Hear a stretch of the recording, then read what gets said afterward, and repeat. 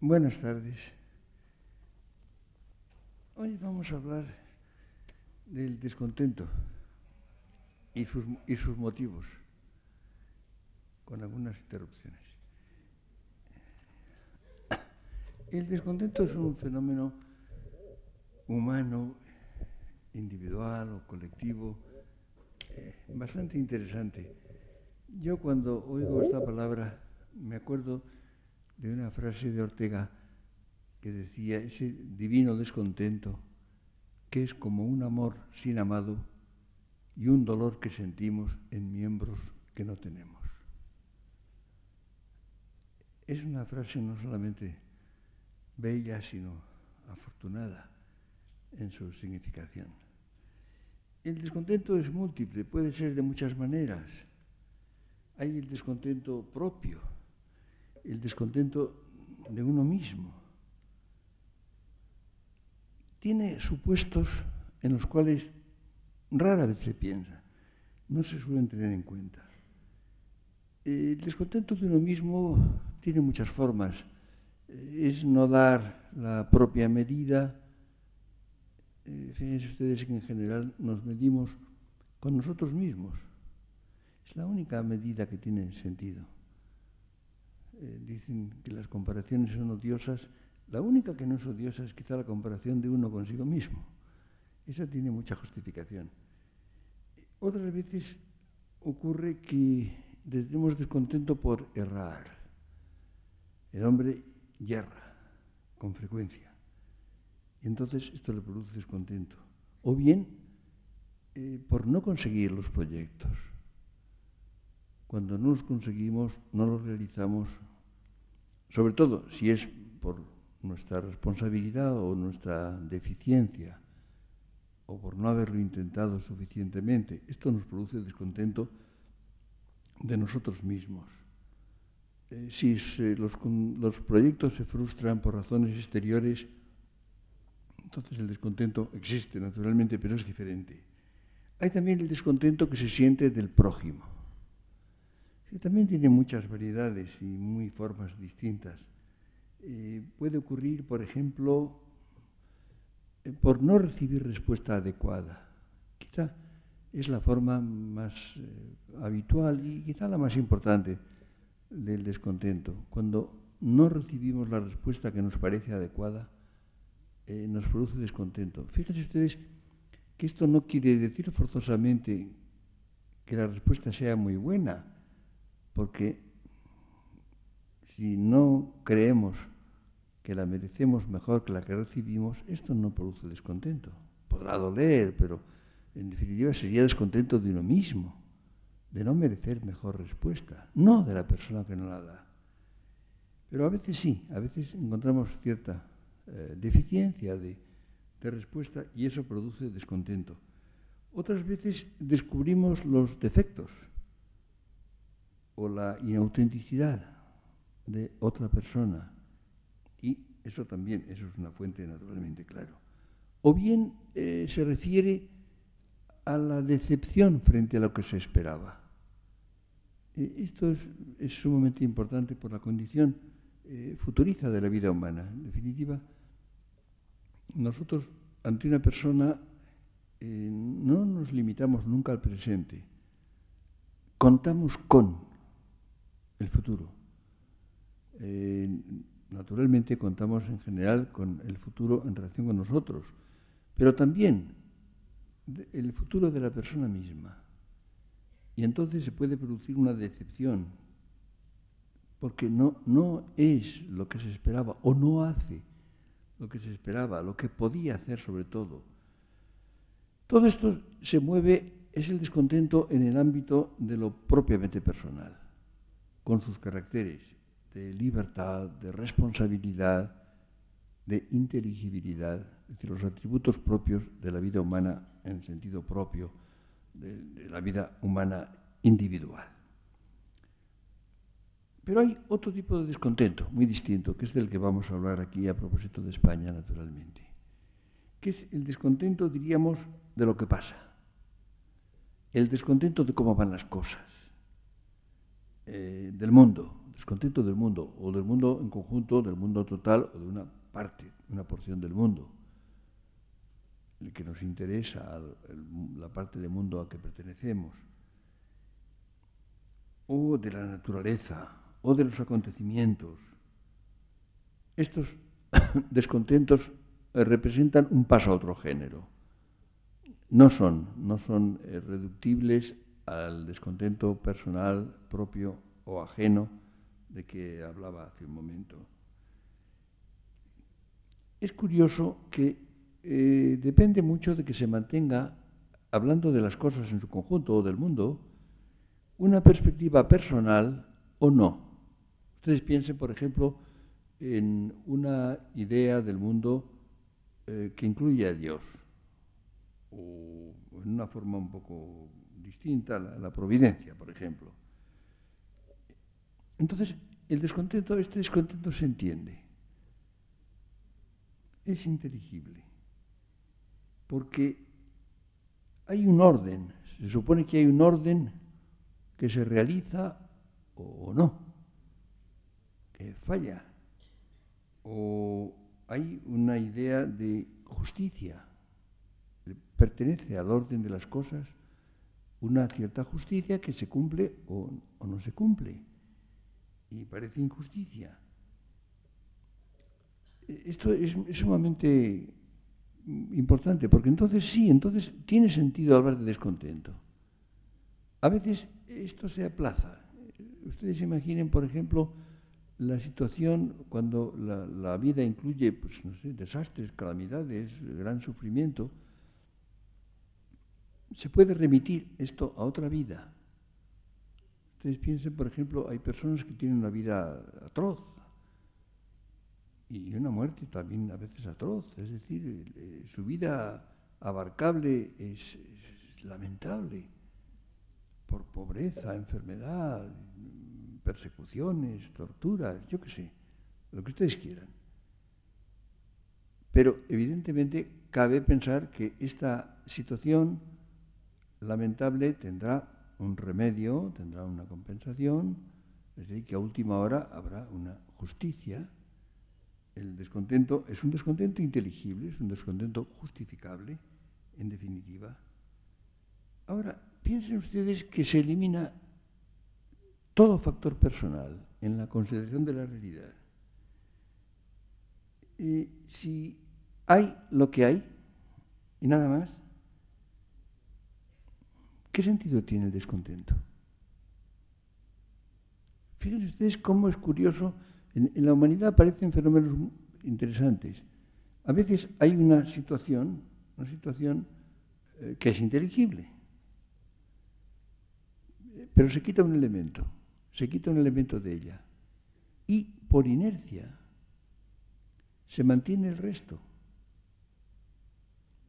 Tomen ustedes por el ejemplo de la fraternidad humana. Es decir, si somos hijos de Dios, somos hijos del mismo Padre, entonces es perfectamente claro que somos hermanos. Si se suprime Dios, ¿por qué somos hermanos? ¿Qué sentido tiene la fraternidad humana? ¿La mera semejanza? La mera semejanza no es fraternidad. ¿Qué tengo yo que ver con los demás hombres? Si no somos hermanos, si no somos hijos del mismo Padre. Y sin embargo, en la humanidad se ha producido el fenómeno de la eliminación del Padre y la conservación en hueco, en abstracto, de la idea de la fraternidad. Es más, se ha hablado mucho más de fraternidad en la medida en que se ha eliminado la paternidad, o sea, la condición de filiación. Esto es curioso. ¿Qué sentido tiene, si no hay más que lo que hay, qué sentido tiene entonces quejarse, pues no sé, del frío, del calor, de las intemperies, de los desastres, de los terremotos, de la pobreza, de la enfermedad, de la escasez, de la muerte? ¿Qué sentido? ¿De qué se está descontento? Ven ustedes que no parece enteramente coherente. Es decir, se elimina una visión personal de la realidad y se produce una actitud de descontento que en definitiva literalmente no tiene ningún sentido. Es curioso cómo, en general, el descontento, la actitud de descontento, que es un factor de la historia, ya diría, de los últimos siglos, se ha ido intensificando a medida que se ha ido perdiendo el sentido de lo personal. Esto es curioso. Piensen ustedes incluso, por ejemplo, cómo la noción de providencia, que está muy olvidada como tal, ha tenido como una especie de sucedáneo en lo que se llama el welfare state, que de vez en cuando se traduce como Estado-providencia. A veces se emplea la expresión Estado-providencia para hablar del welfare state. Y entonces, ahí evidentemente no hay providencia, se supone que no la hay. Y sin embargo se llega a una concepción de la realidad que la supone o que pone un equivalente de ello. Es decir, crecientemente desde el siglo XVIII, pero de un modo muy, muy creciente, hay la impresión de que se le deben al hombre muchas cosas. Pero yo pregunto, ¿y quién las debe? ¿Quién es el que se las debe al hombre? Es decir, esto ha producido una especie de curiosa generalización del descontento. Invirtiendo los términos del verso de Jorge Guillén, el mundo está bien hecho, cada vez se piensa más que el mundo está mal hecho. ¿Pero cuándo? Bueno, esto podría tener sentido, pero ¿y si se piensa que el mundo no está hecho? Que no lo ha hecho nadie. ¿Qué sentido tiene decir que el mundo está mal hecho si no está hecho? Ven ustedes cómo hay toda una serie de incoherencias que, en definitiva, no serían de recibo, no serían intelectualmente aceptables. Y, sin embargo, el hombre las vive y las vive como si fueran compatibles. Y tienen gran fuerza estas actitudes, insisto, precisamente porque yo creo que si ustedes comparan, es muy difícil de ver esto, pero si ustedes tratan de ver, y esto es que en definitiva la historia debe mostrar, cómo se sentían los hombres en las diferentes épocas, verán ustedes cómo desde el siglo XVIII, en definitiva el hombre siente un descontento general, un descontento de la realidad. Es decir, es lo contrario de la aceptación de la realidad. El mundo tenía muchas más dificultades, muchos más inconvenientes, evidentemente antes, en muchas épocas, no digo en todas, pero en muchísimas épocas. Es evidente que el mundo ha tenido mejorías muy concretas en muchas cosas, y precisamente a partir de esa época. Y sin embargo, la actitud como de aceptación de la realidad, de considerar primero que los males son, bueno, relativamente excepcionales, unas veces azarosos, otras veces males merecidos por un concepto de culpa propia, o que en todo caso el balance es en conjunto favorable. Esto se ha perdido, se ha ido perdiendo cada vez más. Y cuanto más perfección, en cierto sentido, ha ido alcanzando el mundo, cuando mejor han funcionado muchas cosas, cuando se han mitigado, por ejemplo, una cantidad de graves dificultades, de graves inconvenientes con los cuales han luchado la humanidad desde que haya hombres hasta hace no mucho tiempo, ha habido un cambio negativo. Es curioso. Todo esto venía a cuento porque yo quiero entender un poco qué pasa con España. ¿Qué pasa con España en nuestra época? Desde finales del siglo XIX, como hemos empezado a considerarlo, y en el siglo XX, que es lo que nos interesa más directamente, se ha producido un descontento de España. Es curioso. Hay un descontento de España que se da por supuesto y que se agudiza a finales del siglo XIX. Precisamente cuando España empieza a ponerse, digamos, más habitable durante la Restauración, aproximadamente. Y luego, por supuesto, en el siglo XX. Ha habido una tendencia muy característica al subrayado de los males. En definitiva, hay un catálogo curioso que se hace de los males que se aíslan, curiosamente, de los que pertenecen a la condición humana. Hay males que van unidos a la condición humana. Fíjense ustedes que la actitud del español contemporáneo es olvidar esto. Es decir, pensar que lo malo que pasa no es porque somos hombres, sino porque somos españoles. Sin ocuparse tampoco de pensar si no ocurre con otros hombres y otros países. Es decir, la ausencia de comparación con otros países, y más importante, repito, con la condición humana misma, con las limitaciones que lleva consigo, esto es muy característico y es una innovación que se ha producido en cierto momento. Yo creo que esto no ocurría en la Edad Media, no ocurría en el siglo XVI ni en el siglo XVII todavía. Empieza a ocurrir, solamente empieza. Un poco en el siglo XVIII, en minorías, la mayor parte de la gente tampoco. Se agudiza en el siglo XIX, muy al final sobre todo, muy especialmente al final. Además, hay una curiosa tendencia española que es a descargar las responsabilidades en los otros. ¿Quiénes son los otros? Bueno, da igual, los moros, o los judíos, o los herejes, o los jesuitas, o los masones, o los obreros, o los curas, o quien quiera, o los liberales, siempre son nosotros. Esto es característico también. Esto es una cosa sumamente curiosa. Hay una resistencia bastante extraña a pensar si cada uno es un buen labrador,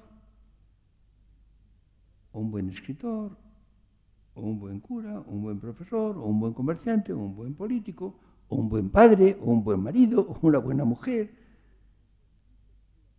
Esto en general no se tiene en cuenta. Esto es curiosísimo. Hay, por ejemplo, esto se cristaliza, esta tendencia a echar la culpa a los otros, ha cristalizado en una forma muy curiosa, que llega hasta nuestros días, que es la idea de la herencia. La herencia, es la herencia del pasado. La herencia, no se sabe. La herencia puede ser los últimos 20 años, o pueden ser los últimos 500, o los últimos 2000, depende, ¿no? Es una cosa bastante vaga, pero es la herencia. Nos consideramos receptores de una herencia que es siempre funesta y que es la responsable de todos los males habidos y por haber. Y se habla con gran frecuencia de los tantos siglos de error. Parece un poco inverosímil que un país se dedique a errar durante siglos, ¿no? Sin interrupción. Pero esta idea está muy arraigada. Sería curioso, a mí me gustaría hacer algunas encuestas que son las que podrían ser interesantes, pero ustedes imaginen que a 1000 personas les preguntaran, por ejemplo, ¿cuántos siglos lleva España errando? Yo creo que casi nadie diría que no se puede aceptar eso, ¿no? Algunos dirían no sabe, el famoso no sabe, no contesta. Pero la mayor parte dirían un número crecido de siglos. Unos dirían 3, otros dirían 10, otros dirían... Bueno. Y otros no dirían desde Adán y Eva porque no hay España, claro, bueno, en tiempo de Adán y Eva. Pero esta es la actitud general. Es decir, diríamos que se ha ido produciendo, se ha ido consolidando lo que podríamos llamar un sistema de la desestimación. Fíjense ustedes que esto tiene raíces profundas, recientes. Porque fíjense ustedes que cuando les digo los siglos de error, durante esos siglos no se pensaba que se estaba en error. Se piensa ahora. Ahora, desde hace un siglo o algo más, ¿no? Es decir, el error es muy antiguo, pero la idea del error es nueva, relativamente nueva. Si ustedes le hubieran preguntado a un hombre medieval, no hubiera entendido la pregunta, no hubiera pensado que había calamidades, que las cosas estaban mal, que los precios habían subido, que había impuestos, que había corrupción, o que siempre. Pero no se le hubiera ocurrido pensar que había una especie de destino adverso. Fíjense ustedes que es curioso. Yo he citado alguna vez el poema de Fernán González, en que precisamente el poema de Fernán González es de 1250, más o menos a mediados del siglo XIII. Y allí se hace una especie de revisión de la historia de España, considerando que todo estaba realmente bien, hasta la invasión de los moros. Esto fue el desastre, claro. Pero precisamente el autor del poema de Fernán González cree que tenemos la culpa. Es decir, que eso ha sido merecido, que hemos pecado, que hemos hecho malas cosas, que hemos atraído sobre nosotros ese desastre. Y ahí aquella imprecación al final: Señor, ¿por qué nos tienes a todos fuerte saña? Por nuestros pecados no destruyas España. Es decir, ahí es la actitud contraria. Hay un desastre que ha sobrevenido cuando España estaba bien, cuando había concordia y había una fe única, etc. Sí, pero lo hemos hecho mal. Tenemos la culpa. Como ven ustedes, es un ejemplo naturalmente, solo del siglo XIII. Pero quiero decir que en el siglo XVI y en el siglo XVII no había esa actitud tampoco. En el XVIII tampoco era frecuente ni dominante, ni muchísimo menos. Esto se produce después, mucho después. En definitiva, dirán ustedes, bueno, pero ¿hay motivos para el descontento? En la época que estamos considerando, el final del siglo XIX y el nuestro, ¿hay motivos? Sí, hay motivos reales. Hay motivos reales de descontento. Evidentemente se percibe un retraso, un desnivel respecto de lo que se llama Europa. Hemos visto que lo que se llama Europa es una pequeña parte de Europa, porque respecto del resto no es cierto. Ha habido ese desnivel producido fundamentalmente por el aislamiento de un cuarto de siglo entre la invasión francesa y la muerte de Fernando VII. Sí, es un cuarto de siglo de aislamiento que ha dejado un desnivel en muchas cosas. Después sigue una guerra civil y una serie de inestabilidades que no perturbaban tanto como se cree la vida, ¿no? Piensen ustedes, por ejemplo, porque conviene tratar de imaginar las cosas. Ustedes piensen, por ejemplo, hablamos de las guerras carlistas. Los españoles de nuestro tiempo pensamos aproximar las guerras carlistas a la guerra civil que hemos vivido en nuestra época. No era lo mismo, era muy parcial. Es decir, se combatía en unos cuantos lugares, con gran saña, con gran ferocidad, pero con recursos bélicos muy limitados. Y mientras tanto la vida continuaba, la vida normal continuaba. Ustedes piensen, por ejemplo, en los escritores, por ejemplo, Larra, tan preocupado por las cosas. Bueno, Larra está escribiendo en plena guerra carlista, y hay algunas referencias de vez en cuando, pero él vive en Madrid y escribe y va a los lugares, a los cafés, a los restaurantes que se hacían algunos elegantes, empezó a verlos, y hace vida de sociedad, y hace crítica de teatro. No era nada comparable a lo que ha sido la guerra civil, en que era la movilización total del país en dos bandos, con una incorporación a esta lucha del país entero, con bombardeos y cañoneos y hambre y todo género de cosas. No tenía ninguna comparación. De modo que las guerras carlistas eran feroces donde ocurrían, pero eran fenómenos en definitiva localizados. Piensen ustedes, por ejemplo, los sitios de Bilbao, de que habla Unamuno, en Galdós encuentran ustedes una información y una visión de la vida cotidiana que seguía fluyendo a pesar de todo esto. Pero, en fin, es cierto que se produce un desnivel, que se produce un décalage, como dicen en francés, entre el nivel de los países más avanzados y más prósperos de Europa y España, evidentemente. Pero cuando se produce esto, en España es curioso, hay más tendencia a deplorar, a lamentar ese desnivel que a remediarlo. Esto es también curioso, porque se podía haber sentido que era como una especie de reto, un desafío. Si estamos peor, si hemos estado aislados, si hemos tenido deficiencias, vamos a superarlo. Algunos hombres individuales lo hacen, en general no. En general se lamenta, como si fuera algo irremediable. No se trata de remediarlo. Hay un funcionamiento deficiente del Estado y de los servicios públicos. Sin embargo, con ciertas excepciones, a mí me impresiona mucho la visión que da Galdós, que es siempre muy crítico, que no era ningún conformista, de la situación de España hacia 1860, cuando la guerra de Marruecos y los años siguientes. Por ejemplo, tiene la impresión de que la guerra de Marruecos ha sido una guerra modelo, de que había unos generales, O'Donnell le parece un formidable general, competente, prudente, inteligente, con generales de un valor extraordinario, como Prim, por ejemplo, ¿no? Con un talento político. Le parece admirable cómo se trata a los marroquíes, a los cuales se ha vencido, y a los judíos residentes en Marruecos.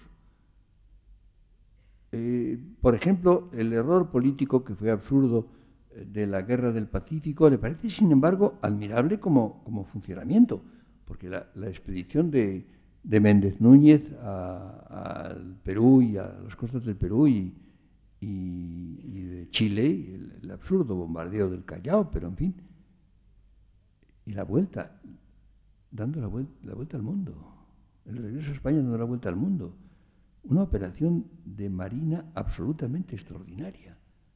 Y hay toda una serie de fenómenos que en los años 60, 60 y tantos, da la impresión de que España funciona bien, de que es un país moderno, diríamos, un país europeo. ¿Quién tiene esa idea presente en la cabeza ahora? ¿Quién cree que ha habido un momento en que parecía que España funcionaba bien y que tenía responsabilidad y eficacia? Esto ni se cuenta con ello siquiera. Pero en definitiva, si son motivos de descontento en conjunto. Hay también la impresión, por ejemplo, de que España cuenta poco. Es verdad, España cuenta poco, contó más en la época romántica, después también lo vio muy bien Galdós esto. Pero claro, en gran parte el contar poco procede de la propia desestimación. Por ejemplo, los españoles se quejan normalmente de que los extranjeros nos hacen poco caso. Y es verdad. Pero si no nos lo hacemos nosotros, ¿por qué nos lo van a hacer los demás? Ustedes fíjense, hagan ustedes un poco la lista de qué cosas o de qué personas o de qué obras los españoles desde hace un siglo se sienten contentos o se sienten incluso orgullosos. Algunos tienen una especie de decir España es lo mejor de todo, sí, pero en cuanto empiezan a elogiar algo dicen que eso es malísimo. Es decir, en abstracto sí, pero diga usted algo bueno. En cuanto se nombran las cosas precisamente las más valiosas, los que creen que España es una maravilla en abstracto, lo niegan con furia. Este es el hecho. Como ven ustedes, por tanto, hay ciertos descontentos, diríamos, reales, descontentos justificados. Puede haber, evidentemente, un nivel que es inferior a las pretensiones vigentes, a lo que se considera normal, lo que se considera que debe ser o que es posible o que es lo debido en un cierto momento. Fíjense ustedes que este concepto que se emplea tanto ahora de lo que es infrahumano Bueno, ¿qué quiere decir eso? Yo he dicho muchas veces que el paleolítico evidentemente parecería infrahumano a los hombres del neolítico. Pero claro, paleolítico y neolítico nos parecen a nosotros igualmente infrahumanos. Es decir, que infrahumano es evidentemente por relación a un nivel que se considera humano. Es decir, es el nivel de lo que es posible y de lo que es, por tanto, debido, exigible en cierto momento. Ustedes piensen, por ejemplo, en un hecho que es tremendo, es de alcance universal, no es español. Parece indignante, parece una cosa injusta y que clama al cielo que haya muchos países que viven en un estado, evidentemente, que a un europeo o a un americano le parece infrahumano. Hay una enorme cantidad de pueblos que viven en un nivel que nos parece realmente imposible, nos parece absolutamente inaceptable. Pero claro, es que la humanidad ha vivido así, porque era la realidad, era lo que había. Y algunas porciones del mundo han superado, a fuerza de esfuerzos, a fuerza de inteligencia, a fuerza de trabajo sobre todo, a fuerza de continuidad y de coherencia, han superado esa situación en algunas partes del mundo. Pero ¿tiene sentido decir que es infrahumano lo que no tiene el nivel de unos cuantos países desde hace relativamente poco tiempo? Cuando la inmensa mayoría de la humanidad ha vivido en esas situaciones, y es lo que había. ¿Comprenden ustedes? Por tanto, estoy tratando de que ustedes entiendan un estado de ánimo que produce en España que tiene vigencia, con el cual nos encontramos. Es decir, podremos participar de él o no, pero es evidente que todo español, desde hace un siglo más o menos, tropieza con el descontento de España. Luego podrá rectificar, podrá decir, pero esto no se justifica, o tiene ciertos límites, no se puede admitir como algo obvio. Sí, pero la vigencia es algo con lo cual hay que contar. Es decir, yo me puedo oponer a una vigencia, puede parecerme errónea, funesta, lo que ustedes quieran, pero tengo que resistir a ella. Eso es lo que es vigencia. Es vigente aquello con lo cual tengo que contar. Es decir, el español contemporáneo, empleando la palabra en un sentido lato, el español del último siglo aproximadamente, se encuentra con un descontento vigente, que puede aceptar dócilmente o matizar o rectificar o rechazar lo que ustedes quieran. Pero se encuentra con eso. Y si no se entiende esto, no se entiende España. Fíjense ustedes que esta situación no la hay en otros lugares. Es decir, se puede haber sentido un descontento en ciertas circunstancias. Si ustedes examinan los países europeos, por ejemplo, evidentemente todos han pasado fases muy difíciles y ha habido gran descontento. Pero no se les ha ocurrido generalizar. No se les ha ocurrido creer que era la condición de esos países, sino que han sido unas vicisitudes negativas por las cuales han pasado en cierto momento. Y insisto mucho, me interesa insistir en que no es tampoco una condición española permanente, que es un fenómeno reciente, relativamente reciente, que antes no se daba. Fíjense ustedes, esto lo he advertido yo tratando de investigar el siglo XVII. Yo señalaba que en el siglo XVII se produce ya un fenómeno muy curioso. No es el mismo, no es exactamente lo que estoy diciendo. En el siglo XVI, por ejemplo, la gente estaba convencida de que la vida tenía alternativas, tenía altos y bajos, tenía victorias y reveses. Y cuando ocurría algo malo, pues evidentemente preocupaba o angustiaba, pero se aceptaba porque la vida tiene esa estructura. Y cuando pasaba algo bueno, la gente se alegraba y creía que las cosas iban bien. Ya en el siglo XVII, especialmente en la segunda mitad del XVII, la cosa cambia. La gente retiene las derrotas, los errores, los fracasos, se queda con ellos y no recoge, no reacciona a lo positivo. Y esto fue naturalmente el mecanismo por el cual se produce en el siglo XVII, especialmente en la segunda mitad, la idea de decadencia. La idea de decadencia que se entiende como algo general, pero sobre todo, y esto es lo que en general la gente no ve, pero me parece muy importante, es que se discute sobre cuándo empieza la decadencia, pero nadie pregunta cuándo termina, porque se supone que no termina. Es decir, se supone que no ha terminado ni terminará, lo cual evidentemente parece inverosímil. Y esta actitud, como ven ustedes, es decir, diríamos que la abuela de esta actitud reciente de descontento generalizado es el tomar en cuenta los reveses, lo negativo, anotarlo, llevarle, diríamos, hacer una especie de suma de todo eso, descuidando, abandonando, olvidando el revés. De modo que, como ven ustedes, diríamos, hay un proceso por el cual se pasa de eso, ese fenómeno que ya empieza a aparecer a mediados del siglo XVII, que tiene sus más y sus menos en el XVIII. En el XVIII hay un momento de recobrar la esperanza. Es evidente que cuando España se estabiliza después de la guerra de sucesión, con los Borbones, ya con Felipe V, más con Fernando VI y con Carlos III principalmente, entonces hay un momento de confianza, de creer que las cosas van bien. Yo he comentado, por ejemplo, ese texto que yo publiqué y comenté hace muchos años, 30 años, de Capmany, que está lleno de entusiasmo y de esperanza y de confianza. Y está absolutamente... Que, por cierto, en él mismo esto se le hunde mucho, tiene una crisis profunda con la invasión francesa.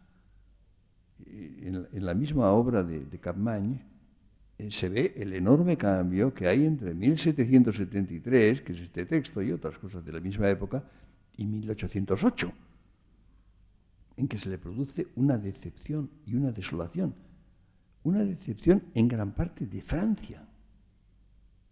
Ya la Revolución Francesa le sacude su esperanza en Francia. Como todos los ilustrados españoles del siglo XVIII tenían mucha confianza en Francia y tenían entusiasmo por lo francés. Ya la Revolución Francesa le parece una cosa tremenda. Pero luego ya Napoleón, y especialmente la invasión napoleónica el año 1808, esto ya acaba con su optimismo y con su confianza. Como ven ustedes, estoy tratando de ver un poco las etapas por las cuales, porque todo hay que explicarlo. Hay que entender en qué estamos y no se puede entender más que contando una historia. Lo humano no se entiende más que contando una historia. Y muy a grandes rasgos, ustedes me perdonan la extrema concisión de lo que estoy diciendo, pero en definitiva quiero que vean ustedes un poco por qué pasos se ha llegado a esa situación tan curiosa.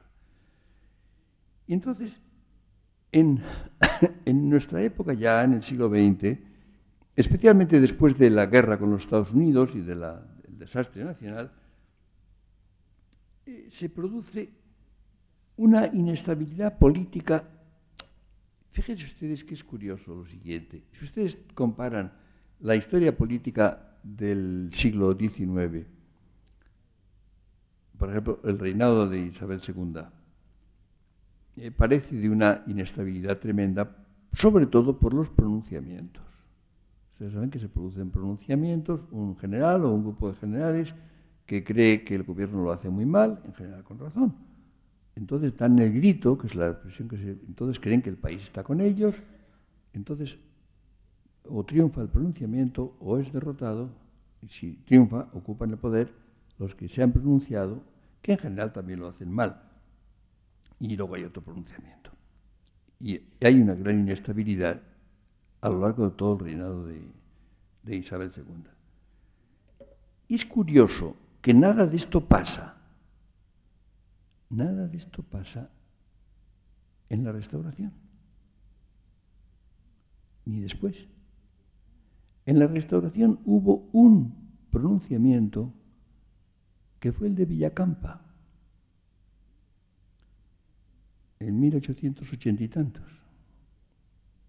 Condenaron a muerte al general Villacampa, lo indultaron, lo ejecutaron, bueno, y no pasó más.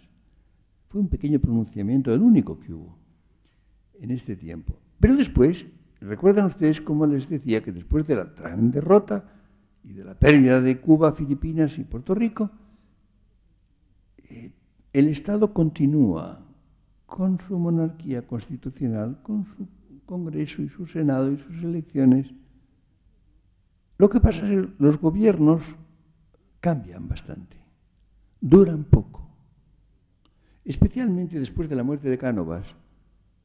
Cánovas y Sagasta habían mantenido el llamado el turno pacífico de los partidos y habían dado una estabilidad muy grande, pero asesinan a Cánovas el año 97 y desde entonces pues hay un cambio frecuente de gobierno. Y esto se interpreta como una gran inestabilidad política. Evidentemente sí era inestabilidad, pero comparada con la inestabilidad de los pronunciamientos, que era una inestabilidad con ruptura de la legitimidad y con violencia, mayor o menor. Evidentemente, que dimita el gobierno y se nombre otro gobierno, o incluso se disuelvan las Cortes y hay otras elecciones, si esto se hace con mucha frecuencia, evidentemente es inestabilidad, pero nada comparable con el sistema de tiempo de Isabel II. Y sin embargo, la impresión de inestabilidad es mucho mayor. Esto es lo curioso. Fíjense ustedes que una cosa es lo que objetivamente ocurre y otra es cómo es vivido. Y se produce además automáticamente un desprestigio general. En los años que van, desde la mayoría de Alfonso XIII, saben ustedes que Alfonso XIII, nacido en el 86, unos meses después de la muerte de Alfonso XII, reina, pero no gobierna, tiene la regencia la tiene su madre María Cristina, pero el año 1902 es declarado mayor de edad y empieza el reinado de Alfonso XIII. Pues bien, desde entonces se produce crecientemente un desprestigio de los políticos en general. Y todo el periodo que va de 1902 a la dictadura del Primo de Rivera en 1923 es el gran desprestigio de los políticos, de los partidos políticos y del Parlamento. Esto es capital. Ustedes piensen que cuando Primo de Rivera da el golpe de Estado contra los llamados los viejos políticos, cree que los partidos son lamentables, cree que el Parlamento no funciona. Todo esto era en cierto modo verdad. No es que no fuera verdad, pero era una verdad suficiente. Y es evidente que hubo, de momento, por lo pronto, una gran adhesión. Pareció muy bien lo que hizo Primo de Rivera. Eso de barrer a los políticos, de barrer a los partidos y disolver el Parlamento. ¿Por qué? Porque había caído en desprestigio. Había un tremendo desprestigio entonces. Merecido, quizás sí, pero muy peligroso. Muy peligroso. Porque claro, hay una cosa curiosa, que es que cuando algo nos molesta, estamos deseando quitárnoslo de encima. Sí, pero ¿para poner qué en su lugar? Esto es lo que rara vez se pregunta. Rara vez se pregunta. Luego, como saben ustedes muy bien, al cabo de poco tiempo, la mayor parte de los españoles estaba con un estado de irritación contra Primo de Rivera y la dictadura que no cabía más. Pero no se podía haber previsto, no se podía haber pensado antes que tal vez el Parlamento con sus inconvenientes, tal vez los partidos políticos con su insuficiencia, con sus deficiencias, tal vez los políticos que no eran muy brillantes, pero es que eran mejores los demás. Este tipo de cuentas son las que no se hacen. No se hacen. Como ven ustedes, por tanto, motivos reales de descontento, los había. Y los he enumerado. Eran bastantes. Eran efectivos. Pero uno pregunta, ¿autorizaban a ese sistema general de desestimación? Veremos a lo largo de este curso cómo en ese mismo tiempo, en esa época en que la gente decía que todo era lamentable y desastroso, se estaba produciendo algo absolutamente único. Una fase de un esplendor intelectual, literario, cultural, artístico, como no lo había habido en España nunca. Se estaba produciendo. Y sin embargo se tenía un descontento omnímodo. Y lo tenían incluso los que estaban creando ese esplendor, que es lo más grave. Porque si ustedes leen lo que escribían los grandes escritores que estaban haciendo un siglo de oro que nos asombra y del cual vivimos, resulta que esos mismos, con muy pocas excepciones, pensaban que todo era un desastre y que no había por dónde coger España. ¿Comprenden ustedes? Esto es lo que me parece importante. Y este descontento, que nos parece por lo pronto excesivo, en segundo lugar anormal, en tercer lugar no muy justificado,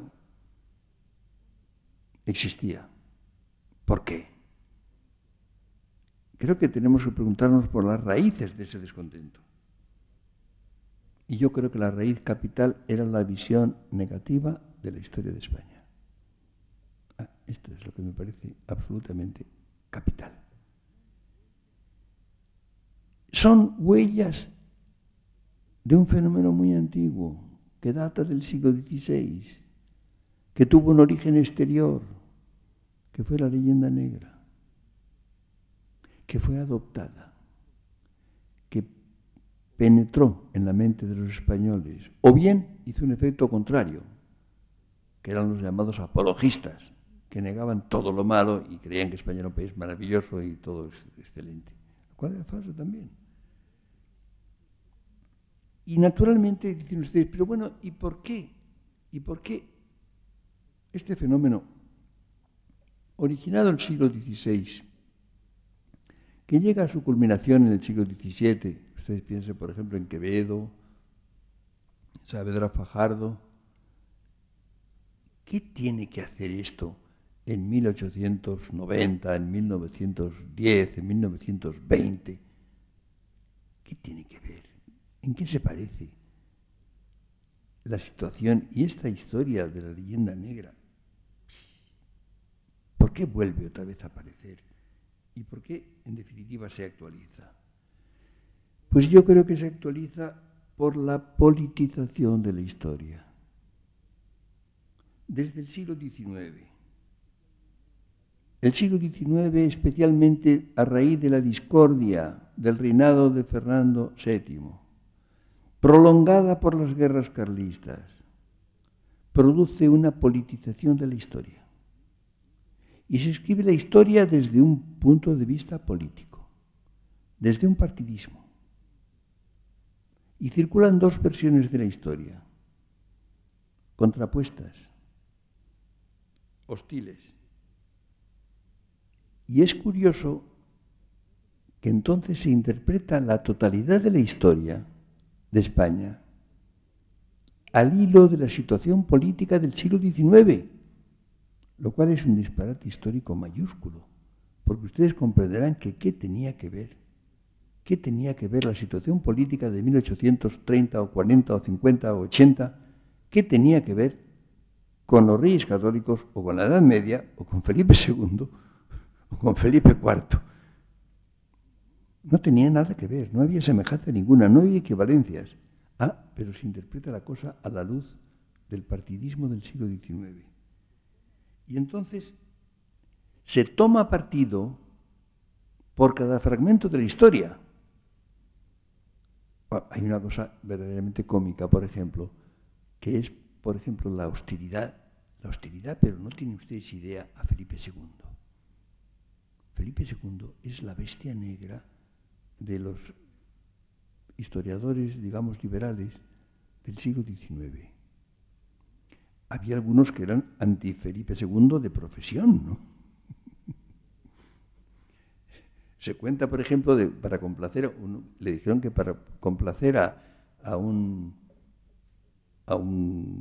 catedrático de historia de la Universidad de Madrid, que lo que había que hacer era siempre meterse con Felipe II. Y le preguntaron, no sé si preguntaban, ¿quién es Nerón?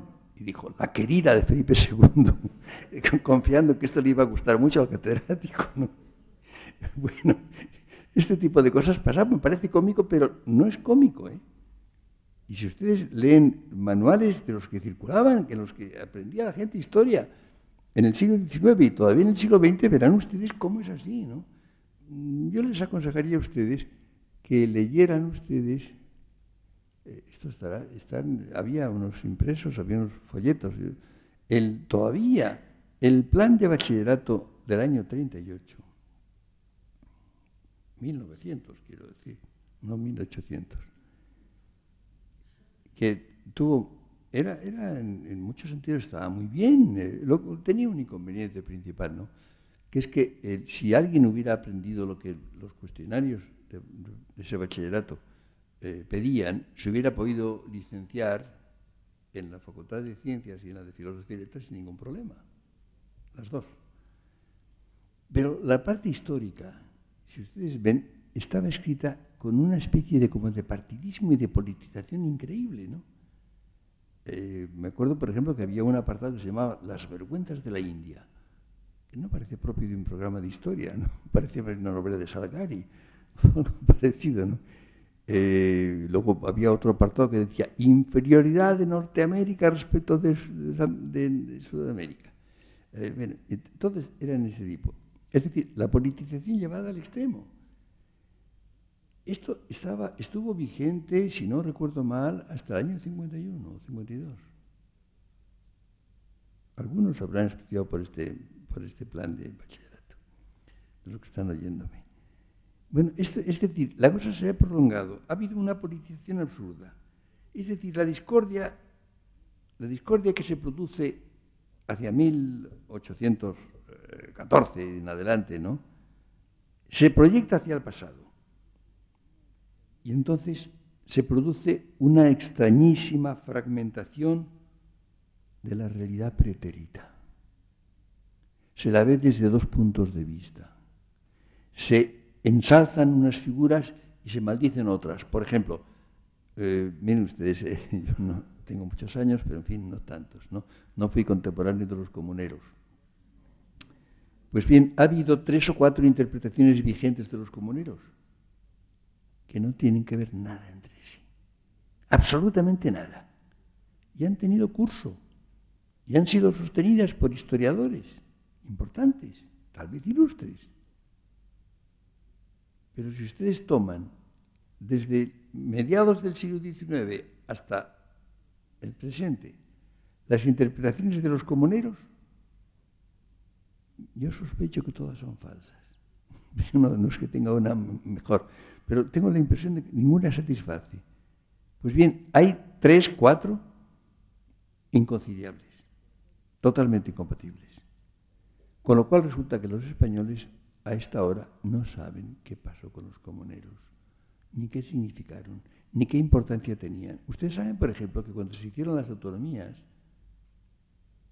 la de Castilla y León tomó como su centro Villalar. Y se han estado celebrando, yo creo que esto ya está un poco de capa caída, unas concentraciones sumamente extrañas en Villalar para conmemorar que le cortaron la cabeza a los 3 jefes comuneros famosos, Padilla, Bravo y Maldonado, que tienen calles en Madrid y en otras ciudades, lo cual fue muy lamentable. Pero es que ese episodio triste, evidentemente, de no demasiada importancia, que duró bastante poco, se puede tomar como emblema de lo que sea una región tan ilustre, tan antigua, con tal historia como Castilla y León. Comprenden ustedes, naturalmente imperó entonces la última interpretación que se había dado, que evidentemente ya tampoco está vigente. Pero esto, fíjense ustedes lo que significa aplicado a la historia entera. Lo cual es algo muy extraño. Y es que se ha producido en nuestra época una presencia del pasado paradójica, sumamente extraña, porque no sirve para apoyarse en él, para tener raíces, para considerar que estamos sobre todo ese pasado, sino para rechazarlo y quedarnos literalmente desnudos. Y esta es, me parece, la raíz última del descontento. Muchas gracias.